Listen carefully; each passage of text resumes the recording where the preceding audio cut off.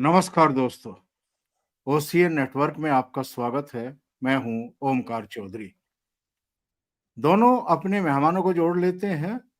बाबा रामदास जी और वीरेंद्र नाथ भट्ट साहब हमारे साथ जुड़ रहे हैं और उनको जोड़ करके चर्चा को आगे बढ़ाएंगे। आप दोनों का बहुत स्वागत है। नमस्कार। जी नमस्कार। जय श्री राम। प्रोग्राम शुरू करने से पहले योगी आदित्यनाथ का एक भाषण का अंश सुन लेते हैं और फिर वैसे तो आप भी और दर्शक भी समझदार हैं, समझदार को इशारा ही काफी है, लेकिन फिर जरा बताइएगा कि बाबा जी ने जो 3 शब्द गढ़े हैं ये किसके लिए गढ़े हैं? आपने गांधी जी के 3 बंदरों के बारे में सुना होगा। गांधी जी के 3 बंदर थे। गांधी जी ने तो उनको उपदेश दिया था, बुरा मत देखो, बुरा मत सुनो और बुरा मत बोलो। लेकिन आज इंडी गठबंधन के 3 और बंदर आ गए। ये 3 बंदर पप्पू, टप्पू और अप्पू के नाम पर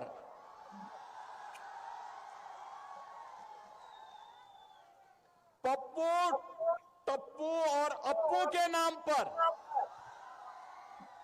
पप्पू सच बोल नहीं सकता, अच्छा बोल नहीं सकता, टप्पू अच्छा देख नहीं सकता और अप्पू सच सुन नहीं सकता। तो बाबा जी जरा ज्ञान में वृद्धि करिए। ये कौन है पप्पू, टप्पू और अप्पू? सर, पप्पू तो हमारे PM in waiting, PM material Rahul ji है ही हैं। अब तो उनकी क्वालिफिकेशन में एक और जुड़ गया है कि चूंकि मछली भी पकड़ लेते हैं इसलिए इनको पीएम बना दिया जाए। और टप्पू तेजस्वी भैया है ही हैं और अखिलेश भैया अप्पू है। फिर बाकी सबका तो समझ में आता है। मुझे ये समझ नहीं आ रहा कि अखिलेश जी बेगानी शादी में अब्दुल्ला दीवाना बन के क्यों नाच रहे हैं और अखिलेश जी क्या सोच के क्या लेने बिहार गए हैं। अखिलेश जी ओसामा का चुनाव प्रचार कर रहे थे सर, मैंने देखा। सर, ओसामा कितना बड़ा बैगेज है इंडी अलायंस के लिए। ये अखिलेश जी को अभी इतनी, आज देखिए ना मोदी जी ने किस तरीके से जंगल राज को बहुत बड़ा मुद्दा बना दिया बिहार के चुनाव में, और ओसामा उस जंगल राज का सबसे बड़ा चेहरा है आज के चुनाव में। शहाबुद्दीन का बेटा, और तेजस्वी जब उनको कहते हैं कि शहाबुद्दीन अमर रहे, शहाबुद्दीन अमर रहे। अच्छा, दूसरी बात, ये जो दुलार चंद्र यादव की जो हत्या हुई है और उसमें बिहार का जो वो काला चेहरा, बिहार का जंगल राज का एक ट्रेलर पब्लिक ने फिर देख लिया और किसने किसको मारा ये इंपॉर्टेंट नहीं है सर। बिहार में जंगल राज की जो यादें थी ना वो फिर ताजा करा दी। और सर, मोदी जी तो ऐसी घटनाओं का इंतजार ही किया करते हैं कि ऐसा कुछ हो जाए, तो मोदी जी तो लूज बॉल पे छक्का मारने से बाज आते नहीं है। और अखिलेश जी क्या सोच के जंगल राज के इस प्रतीक, इस चेहरे को एंडोर्स कर रहे हैं, वहां जाके उसका प्रचार कर रहे हैं, उससे उनको बिहार के इस प्रचार से यूपी में क्या फायदा होगा, ये मेरी समझ से नहीं आता। एक तरफ एनडीए जहां विकास की पॉलिटिक्स कर रही है, अपने विकास कार्य गिना रही है और ये कह रही है कि आप उनको लाओगे तो जंगल राज लौटेगा, आप हमको लाओगे तो हम इस तरीके से प्रदेश का विकास करेंगे, और वो विकास के आंकड़े गिना रहे हैं। ऐसे में अखिलेश जी इस जंगल राज की वापसी चाहते हैं। भाई आप ओसामा को जिता के बिहार में क्या लाना चाहते हैं? जंगल राज ना। तो सर ये बहुत ही बचकानी हरकत मैं मानता हूं। उनको जाके साफ सुथरे कैंडिडेट्स का प्रचार जरूर करना चाहिए। यदि वो मुस्लिम वोटर्स को, यादव वोटर्स को इन्फ्लुएंस कर सकते हैं इंडिया अलायंस के पक्ष में, जरूर जाना चाहिए। सर मुझे याद है यही अखिलेश थे, जब ये नए नए राजनीति में आए थे तो इन्होंने बड़ा एक प्रिंसिपल स्टैंड लिया था कि हम मुख्तार अंसारी को समाजवादी पार्टी में शामिल नहीं करेंगे या टिकट नहीं देंगे। तो मुख्तार अंसारी को मजबूरन कौमी एकता दल बनाना पड़ा था। आज वही अखिलेश जो है ओसामा का प्रचार करते नजर आते हैं। सर ये मुझे लगता है कि अखिलेश की राजनीति का पतन, और उनको बिहार में जाके ये शो करने की जरूरत नहीं। तो ये तो सर मेरा ओपनिंग रिमार्क है। अब आगे देखते हैं आप जी। आप म्यूट है सर, म्यूट है आप। वैसे अखिलेश के यादव के बारे में भट्ट साहब बहुत तफसील से जानकारी देंगे कि उन्होंने किस तरीके से अलग अलग जिलों के सीरियल धमाकों के जिम्मेदार आतंकवादियों को जेल से छोड़ने का और उनसे मुकदमे वापस लेने का भी फैसला किया था। तो वो तो इलाहाबाद हाई कोर्ट ने उनके सपने पूरे नहीं होने दिए। जी वीरेंद्र जी, थोड़ा सा बताइए जरा कि अखिलेश यादव किस तरीके से आतंकवादियों, माफियाओं को संरक्षण देने का काम करते रहे।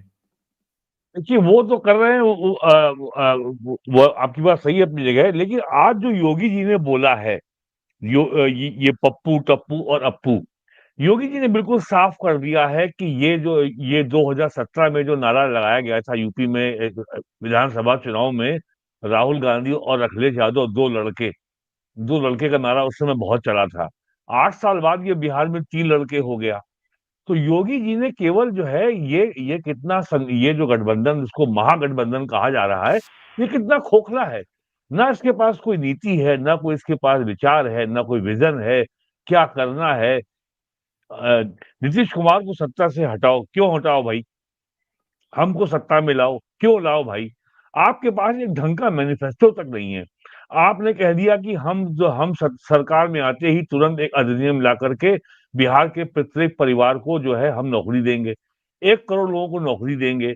आपका टोटल रेवेन्यू जो है, जो बजट है वो 3 लाख करोड़ रुपया है। आप 1 करोड़ लोगों को अगर सरकारी नौकरी देंगे तो 7वें वेतनमान के हिसाब से अगर न्यूनतम वेतन भी लगाया जाए तो साल में 12 लाख करोड़ रुपए चाहिए। कहाँ से लाएंगे? ये आपने नहीं बताया। ये भारत में पहला ऐसा चुनाव हो रहा है जहां मैनिफेस्टो में ऐसा वादा कर दिया गया है जो फाइनेंशियली और संवैधानिक रूप से उसके ऊपर पूरा करना छोड़िए, उसके ऊपर कुछ काम करना ही संभव नहीं है। तो ये योगी जी ने आज इसकी जो है, इसके खोखलेपन की ओर जो उन्होंने साफ याद दिलाया है कि एक पप्पू है जो सच बोल नहीं सकता, और एक टप्पू है जो सच देख नहीं सकता, और तीसरा है तेजस्वी जो सच सुन नहीं सकता।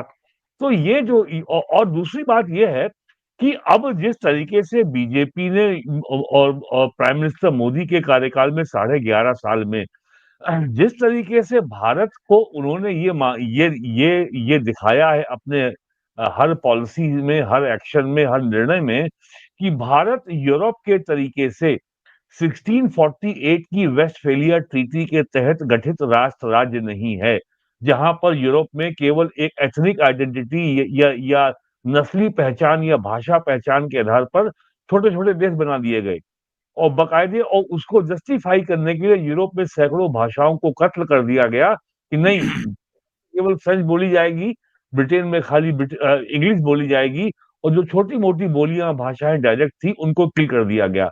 भारत के पास हजारों साल पुरानी एक सभ्यता है, एक बहुत ही गौरवशाली विरासत है, एक ग्लोरीफाइड हेरिटेज है हमारी।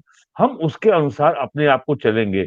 और वीरेंद्र जी, और ये काम जो मोदी जी कर रहे हैं, तो ये सारा काम कोई भी राष्ट्र राज्य, कोई भी देश संस्थाओं के बल पे चलता है, व्यक्ति के बल पे नहीं चलता है। ये मोनार्की का जमाना नहीं है। रीजनल पार्टी किसी भी व्यवस्था, किसी अनुशासन, किसी सिस्टम, किसी इंस्टीट्यूशन के दायरे में बंधकर काम करने की आदि नहीं है। यूपी, बिहार, हरियाणा में तो बिल्कुल भी नहीं है। पंजाब में अकालीदल भी नहीं है। ये केवल अराजकता चाहते हैं और ये केवल जाति मजहबी आधार पर उन्माद पैदा करके, जातीय और मजहबी आधार पर एक आइडेंटिटी पैदा करके, एक फर्जी अहंकार पैदा करके, "ए यादव, तुमको हमने देखो जो है तो हमने तुमको लाठी पकड़ा दिया।" अब यादव लाठी पकड़े 15 साल घूमता रहा। उसके बाद रैली हो रही है, लाठी में तेल पिलावन रैली। अब बिहार का एक जाति का वर्ग झूठे अहंकार में लाठी को तेल पिला के पटना चल पड़ा गांधी मैदान। अबे किसको लाठी मारोगे भाई? और मान लो तुमने 4-5 ठाकुर भूमिहारों को लाठी मार लिया, उसके बाद अल्टीमेट लॉन्ग टर्म ऑब्जेक्टिव क्या पूरा हुआ? समाज का, राज्य का, बिहार का, देश की राजनीति का, समाज का, अर्थव्यवस्था का। तो योगी जी ने इसका आज जो है ये इसका जो खोखलापन है, इसकी ओर ध्यान दिलाया है। और जिस तरीके से और चाहे योगी जी हो, चाहे कोई मुख्यमंत्री हो, मेरी राज्य से केवल एक ही अपेक्षा है कि इस राज्य के समस्त नागरिकों को संपत्ति, जान माल सुरक्षा का को सुनिश्चित करना ही राज्य की गारंटी है। The basic duty of the state is to provide security, law and order. बाकी अपने राजकाज का, अपनी जीविका का, अपनी समृद्धि का काम जनता स्वयं कर लेगी। बस आप केवल जो है अन्याय, अत्याचार और अनाचार होने से रोकें। महिलाओं को, स्कूल जाने वाली कन्याओं को, बालिकाओं को, जो महिलाएं जी, जी। कॉलेज में पढ़ने जाती हैं या सरकारी कार्यालयों में काम करती हैं, उनको सामाजिक स्थानों पर पूर्ण सुरक्षा और सम्मान सरकार सुनिश्चित कराए।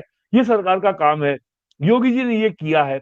तो वीरेन जी, और जंगल राज की बात जो की जाती है, वो केवल इसलिए की जाती है कि ये क्षेत्रीय पार्टियां किसी अनुशासन को, किसी सिस्टम को मानने को तैयार ही नहीं है और केवल झूठे खोखले वादे, जाति अहंकार के नारे हवा में उछाल करके ये समझते हैं कि हम वोट को गोल बंद कर लेंगे और 5 साल मौज मारेंगे। तो ये अब मोदी जी ने इस पे रोक लगा दी है। ये समस्या है बिहार में। तो आज योगी जी ने बहुत साफ शब्दों में बता दिया कि देखो, ये तीनों जो हैं, ये टप्पू, गप्पू, अप्पू क्या है, इनके इनका राज्य सरकार चलाने से, जनता का कल्याण करने से, जनता का भला सोचने से, लॉ एंड ऑर्डर को ठीक करने से इनका कोई लेना देना नहीं है। सत्ता में आ जाएंगे, साल 2 साल 3 साल जो भी रहेंगे, जम के लूटेंगे, उसके बाद फिर कह देंगे हम तो भैया बैकवर्ड हैं, विक्टिम कार्ड खेलेंगे और फिर मौज मारेंगे। तो ये बात आज योगी जी ने रेखांकित की है। और बिहार के लोग बहुत होशियार हैं, पॉलिटिकली बहुत सेंसिटिव हैं, वो हर बात का निहितार्थ बहुत जल्दी समझते हैं। वीरेन जी, आपने बाबा जी के उस सवाल का जवाब नहीं दिया कि ये ओसामा के लिए प्रचार करने क्यों गया। मैंने आपसे और क्या पूछा करें इसके कि अलावा वो? मैंने आपसे और करें पूछा क्या कि वो? इन्होंने जो आतंकवादी छोड़े थे, छोड़ने का फैसला हाँ, किया था, मुकदमे वापस लेने का हाँ, फैसला किया था, तो इनका तो हाँ। मूल चरित्र ही वही है।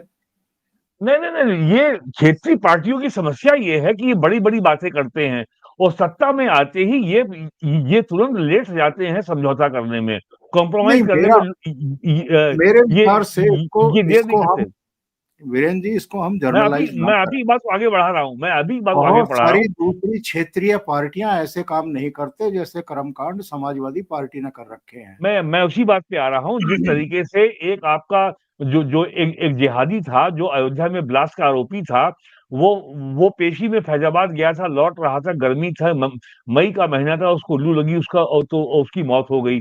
उस समय अखिलेश यादव ने, जो डीजीपी थे विक्रम सिंह, रिटायर हो चुके थे, ब्रजलाल डीजीपी रिटायर हो चुके थे, उनके ऊपर भी हत्या का मुकदमा लिखवा दिया, बताइए। बाद में कोर्ट ने उसको क्वैश कर दिया।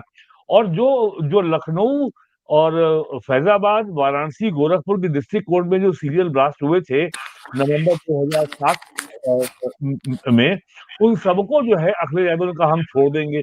उन्होंने अपने मैनिफेस्टो में वादा किया था कि जो है निर्दोष मुस्लिम युवा जेल में बंद हैं, उनको हम रिहा करेंगे। और अभी आतंकवाद के आरोपों में जो व्यक्ति जेल में बंद है, वो निर्दोष कैसे हो सकता है? मामला हाई कोर्ट में गया। हाई कोर्ट ने कहा, इलाहाबाद हाई कोर्ट ने कहा कि कल आप इनको भारत रत्न का पुरस्कार भी दे देंगे। और हाई कोर्ट ने कहा कि ये केंद्रीय कानून के अंतर्गत ये जेल में बंद हैं। आप केंद्रीय गृह मंत्रालय की सहमति के बगैर आप इनको रिहा करने का फैसला नहीं कर सकते। और उसके बाद ये मामला खारिज हो गया। और ये यही यही मैं अभी जानकारी देना 2024 में चाहता अफजाल था। अंसारी के कैंपेन में गए थे गाजीपुर। तो जो आदमी अफजाल अंसारी के कैंपेन में जा सकता है, जो आदमी अतीक अहमद के लिए वकालत कर सकता है असेंबली में और पार्लियामेंट में और यूपी की पॉलिटिक्स में, तो वो आदमी अगर ओसामा के जो है बिहार का जो शहाबुद्दीन का बेटा है, अगर उसके चुनाव में कैंपेन करने चला गया, तो ये तो सामान्य बात है उनके लिए। इसमें आश्चर्य की क्या बात है? नहीं नहीं, पब्लिक को ये चीजें जानकारी में होनी चाहिए, आश्चर्य की बात की बात ही नहीं है। मेरा कहना ये अगले है कि के लिए ये सामान्य काम है। जब हम क्षेत्रीय पार्टियां कह देते हैं ना, तो उसमें बहुत सारी क्षेत्रीय पार्टियां दूसरे राज्यों की भी आ जाती हैं जो बेहतर काम कर रही हैं कानून व्यवस्था के मोर्चे पर भी। तो हम जर्नलाइज नहीं कर जी, सकते कि सारी क्षेत्रीय पार्टियां जी, ऐसा ही काम कर रही हैं। भी अच्छा काम कर रही है। उड़ीसा की क्षेत्रीय पार्टी बीजू जनता दल बहुत अच्छा काम कर रही थी। और इवन डीएमके इस समय जो है बहुत खराब हालत में है तमिलनाडु में। लेकिन जब उनके पिताजी से करुणानिधि तब इतना हालत खराब नहीं थी। लेकिन नॉर्थ इंडिया में यूपी, बिहार, बंगाल में क्षेत्रीय पार्टियों की हालत बहुत खराब है। आप देखिए बंगाल में क्या हो रहा है, देखिए झारखंड में क्या हो रहा है। तो क्षेत्रीय पार्टियों के पास ना तो कोई पॉलिटिकल फिलॉसफी है, ना कोई दर्शन है, ना कोई विचारधारा है, ना कोई पॉलिसी है, ना कोई प्रोग्राम है। बस किसी तरीके से वो फायर फाइटिंग करके सत्ता में आती हैं और फायर फाइटिंग करके सत्ता में बनी रहती है, जम के लूटती हैं और उसके बाद निकल लेती है और 5 साल, 8-10 साल बाद फिर से वो सत्ता की दावेदार बन जाती हैं। यही बिहार में हो रहा है। बाबा जी, क्या हुआ? लालू यादव को निकलना पड़ा आज दानापुर में जाकर के एक सभा को संबोधित किया और कहा कि 14 नवंबर को तो सरकार बदल जाएगी, तेजस्वी यादव शपथ लेते हुए दिखाई देंगे। लालू का ये सपना मुझे तो नहीं लगता कि पूरा होने जा रहा है, और लालू को निकलना पड़ा इसका मतलब ये है कि कमजोरी स्वीकार कर रहे हैं कि हमारी हालत स्थिति बड़ी गंभीर है। खस्ता। सर, जब पटना में मौसम खराब था और तेजस्वी जब घर से नहीं निकले और अपने ड्राइंग रूम में बैठ के फोन पे जनसभा को संबोधित कर रहे थे, उस समय पूरी भाजपा और पूरी जदयू और 75 साल का एक मुख्यमंत्री, जिसको ये कह के खारिज करने का प्रयास हो रहा था कि वो तो सब एल्जाइमर और पता नहीं कौन सी बीमारी का शिकार हो गए हैं, भुलक्कड़ हैं, उनके तो हाथ पैर कांपते हैं और वो तो अक्षम हो चुके हैं, बूढ़े हो चुके हैं। तो वो आदमी उस खराब मौसम में 300 किलोमीटर सड़क से पूरे बिहार में घूम रहा था और एक जवान लड़का जो है वो उसको, सर एक वो एक गाना है, धूप में निकला न करो रूप की रानी, गोरा रंग काला न पड़ जाए। और यहाँ पे है कि अगर सर युवराज बारिश में अगर सड़क पर निकल जाएगा तो गल जाएगा सर। युवराज ड्राइंग रूम में बैठ के, तो सर जो अच्छा, उसके बाद प्रधानमंत्री जी रोड शो कर रहे हैं, अमित शाह जी की रैलियां हो रही हैं। तो सर वो जो नीतीश बाबू का जो मैसेज गया ना सर पब्लिक में, यार नीतीश तो हाइपर एक्टिव है। उस दिन उन्होंने 10 जनसभाएं संबोधित की और बारिश में भीगते हुए पजामा एक हाथ से पकड़ के कीचड़ में जो है वो घर घर जाके जनसंपर्क कर रहे थे, बारिश हो रही थी। सर इसका जवाब देने के लिए लालू जी को उतरना मजबूरी थी, क्योंकि अच्छा बाकी है कि नेशनल मीडिया ने इसको मुद्दा बना लिया कि भैया चलो तुम हेलीकॉप्टर तुम्हारा नहीं उड़ा, तुम पटना की सड़कों पे निकल जाते, तुम पैदल निकल जाते। अरे तुम तो इतने बड़े स्टार हो यार, किसी भी गांव में घुस जाओगे 1500 की भीड़ तो तुमको देखने आ जाएगी चुनाव प्रचार। कम से कम अखबारों के लिए, चैनल्स के लिए, यूट्यूबरों के लिए विजुअल्स तो मिल जाते। तुम जो है ड्राइंग रूम में बैठ के जनसभा को संबोधित कर रहे हो। तो सर न्यूट्रल करने जो जो बहुत बुरा इंपैक्ट पड़ा था नीतीश जी के बाहर निकल जाने से और तेजस्वी के न निकलने से, उसको न्यूट्रलाइज करने के लिए लालू का निकलना मजबूरी थी। और लालू ने ये देख लिया है कि ये तो लड़का बहुत बुरी तरह चुनाव हारने जा रहा है। ये कारण था सर लालू के निकलने का। और बाकी मोदी जी का रोड शो तो बहुत जबरदस्त हमेशा ही होता है। और सर मोदी जी बात यह ना, मोदी जी बहुत कम बोलते हैं, पर जो मोदी जी का एक एक शब्द जो है ना, वो जनता से कनेक्ट करता है। उस दिन हम जब छपरा की बात कर रहे थे, तो नागालैंड की एक बच्ची वो हिंदी गानों पे और भजनों पे लिप सिंक करके वीडियोस बनाती है, और पूरे नॉर्थ ईस्ट में उसके वीडियोस बहुत पॉपुलर है। छपरा वाली रैली में मोदी जी ने उस नागालैंड वाली बच्ची का भी जिक्र किया। इसे कहते हैं पब्लिक से कनेक्ट करना। हाँ, तो ग्राउंड ये गुण लालू में भी था, ये गुण लालू में भी था। लालू ने जानबूझ के जो अपनी विदूषक की इमेज बनाई थी ना, वो असल में बिहार की जनता से उन दोनों कनेक्ट किया करते थे। तो राहुल गांधी का और तेजस्वी का जनता से वो कनेक्ट मिसिंग। जी राहुल गांधी इतने सीरियसली जो है सारी चीजों को देख रहे हैं, मछलियां पकड़ने के लिए तालाब में भी कूद रहे हैं। आप लोग उनको सीरियसली लेने को तैयार नहीं है। चलो कोई बात नहीं। दुआ कहीं अटकी हुई है, दुआ कहीं अटकी हुई है, जो कृपा अटकी है राहुल गांधी तक पहुंच नहीं पा रही है। बाबा जी कुछ खोजिए, कहाँ कृपा अटकी हुई है। उन्होंने सारे प्रयास करके देख लिए, मतलब वो माइक लगा करके केवल धान चाय गिरो। केवल चाय बेचना बाकी है, शायद कृपा वहीं अटकी है। नहीं, अभी गरीबों की झोपड़ी में जाकर के बच्चों का मल वगैरह साफ करते हुए भी दिखाई दे सकते हैं, ताकि वो ये साबित कर सकें कि वो तो बिल्कुल गरीबों के प्रति बहुत ही चिंतित हैं, और हमारा समर्पित है। परिवार तो हमेशा गरीबों के साथ ही रहा है। हम तो चाहते ही नहीं थे कि गरीब कभी खत्म हो, तो वो लगे हुए हैं। लेकिन साहब चलिए आगे बढ़ते हैं। ये दिग्विजय सिंह मध्य प्रदेश के पूर्व मुख्यमंत्री, उनका एक बयान आया है। उन्होंने कहा है कि उमर खालिद को पिछले 5 साल से जेल में बंद कर रखा है, एक बेकसूर आदमी है, उसका दिल्ली के दंगे से क्या लेना देना है। ये दिग्विजय सिंह ओसामा को ओसामा जी कहकर के बुलाते हैं। वीरेंद्र जी, ये क्या जी, ग्रंथि है। और अभी बिहार के चुनाव हैं, तो फिर इन्होंने एक मुस्लिम क्रिमिनल ही कहूंगा मैं, जिसके बारे में कोर्ट में जो आरोप पत्र दाखिल किया है दिल्ली पुलिस ने, उसमें ये खुलासा किया है कि ये जो दिल्ली में दंगा कराया गया था फरवरी 2020 में, ये कोई मामूली साजिश नहीं थी। देश की सरकार, मोदी सरकार का तख्ता पलटने की साजिश थी ये। और उस समय याद होगा आपको, डोनाल्ड ट्रंप अपने पहले कार्यकाल के अंतिम चरण में भारत फरवरी पहुंचे थे। 2020। हाँ।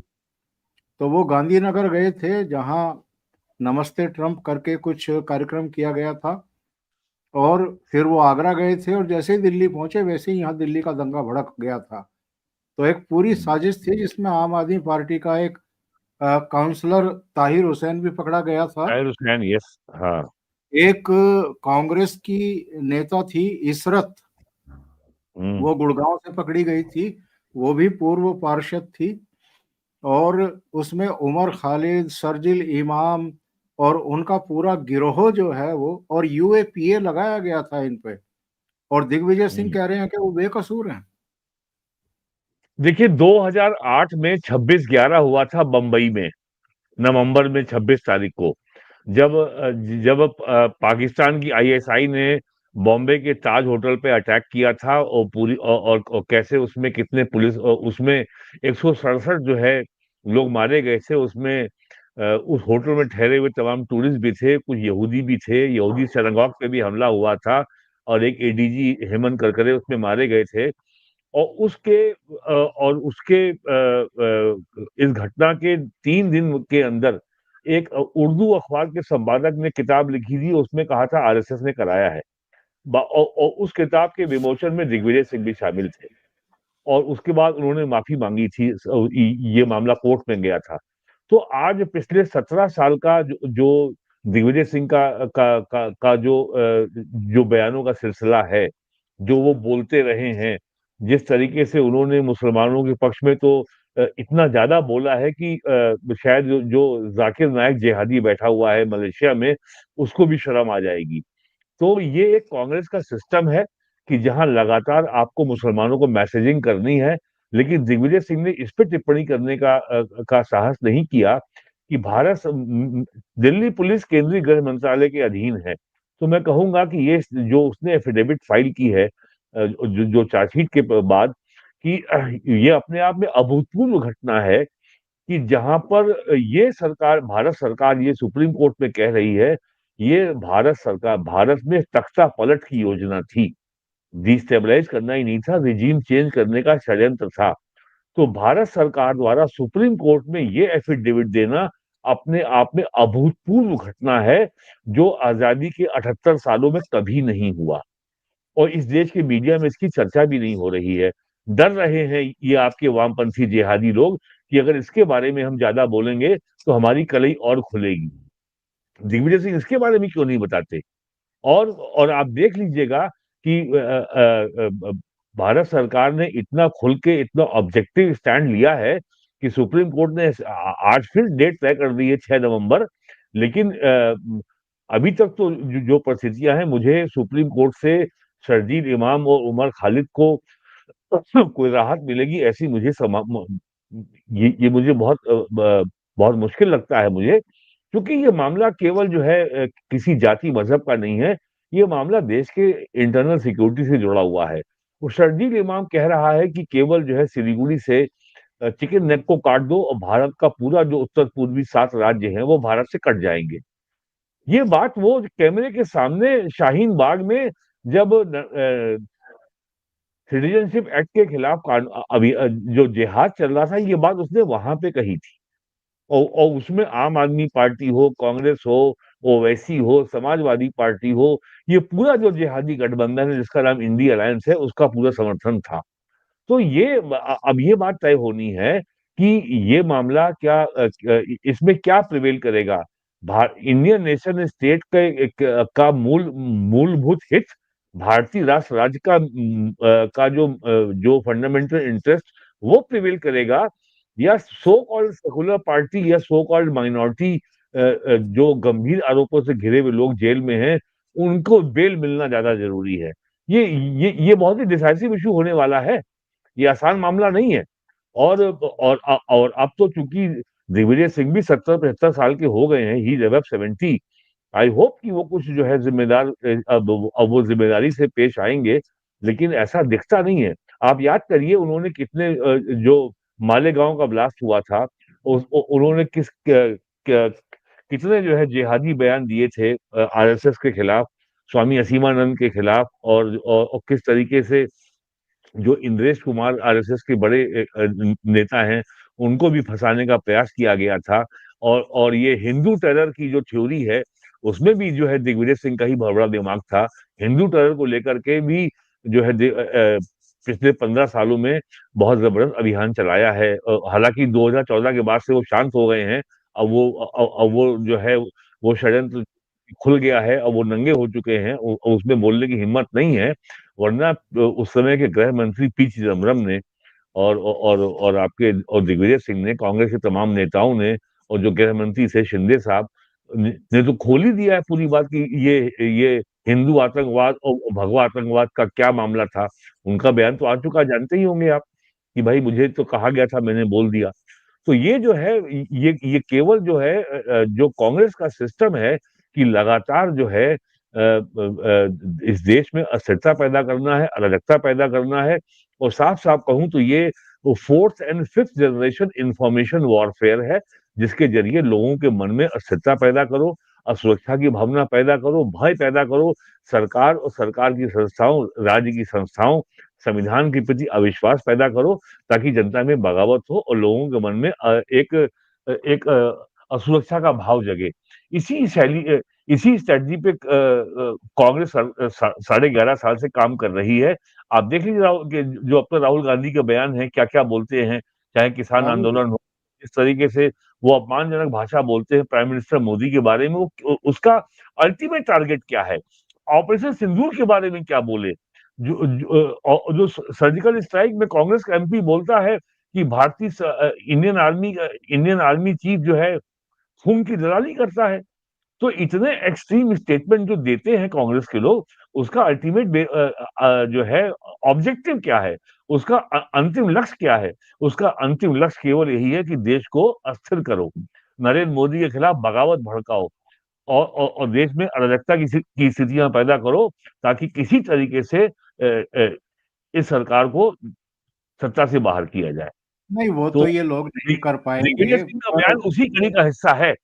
वो तो नहीं कर पाएंगे ये। बाबा जी, जी ये बताइए, ये राहुल गांधी हों, दिग्विजय सिंह हों, इनके और कुछ चेले चपाटे हों, ये गांधी जी का सपना पूरा करके मानेंगे क्या?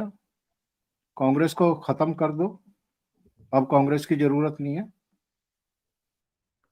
नहीं सर, वो मैं एक बात बताऊं आपको, दिग्विजय सिंह के इस बयान की टाइमिंग जरा सा नोट कीजिए। ये जो सुपारी पत्रकारों का जो एक गिरोह 15-20 दिन अमेरिका में जाके बैठा था, वो एक एजुकेशनल टूर पे गए थे सर, और वहां से एक टूल किट लेके आए।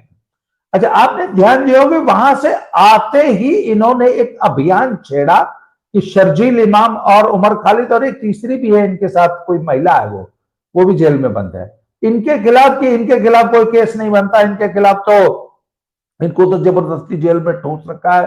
जबकि इस पे जो है वो जो चंद्रचूड़ साहब, तो उन्होंने बयान दिया कि अरे भैया, बेल मिलने के लिए बेल अप्लाई कर रहे हैं, जानबूझ के तुम बेल ही अप्लाई नहीं कर रहे थे और अपनी मनपसंद बेंच का इंतजार कर रहे थे।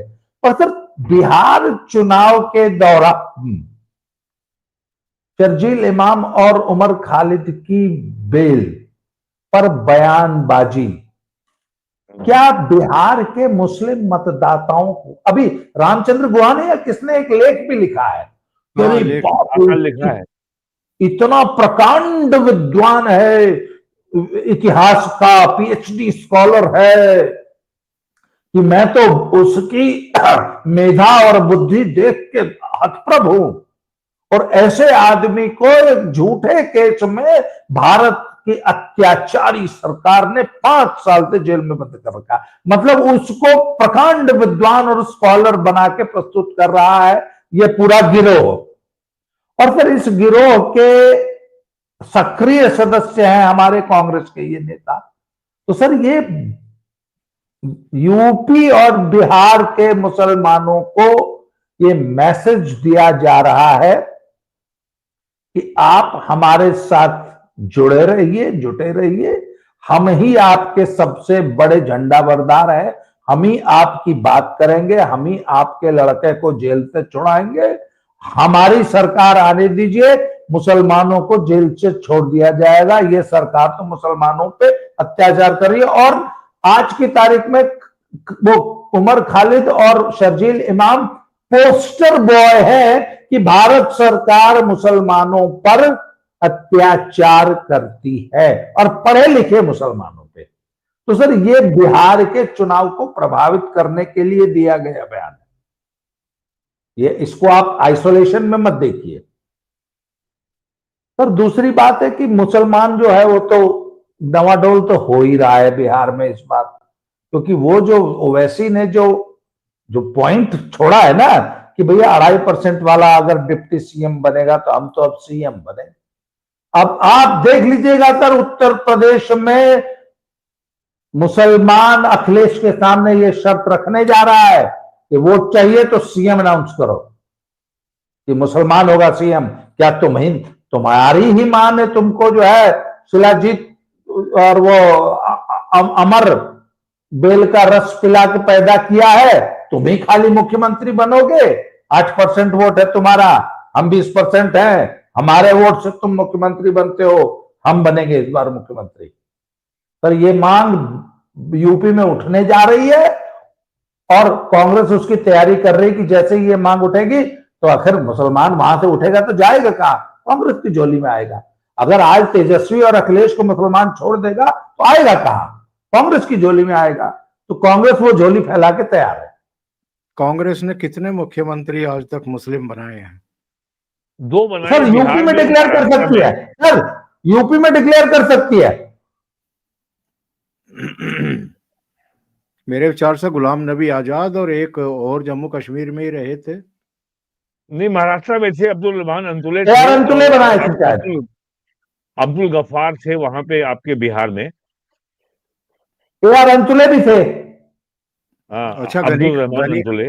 गनी खान चौधरी को तो रेलवे मंत्री बनाया था शायद, रेल मंत्री बनाया था।